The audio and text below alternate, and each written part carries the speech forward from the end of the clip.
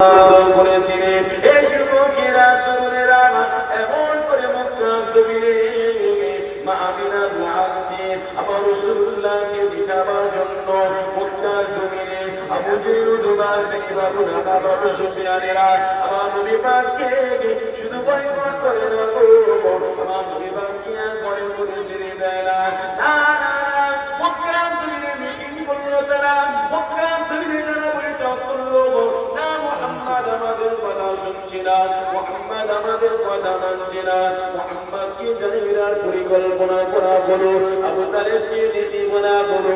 এ আবু তালেব শুনে রেখে দাও, তোমার ভাতিজা মুহাম্মদকে একবার জানিয়ে দিয়ে দাও, যদি মক্কার রমণী চায় মক্কার রমণী দেয়া হবে, মক্কার সমুদ্রে এমন করে সম্পত্তি মালিকানা দেয়া হবে, সিংহাসনে দলিল চেয়ার দিয়ে দেয়া হবে।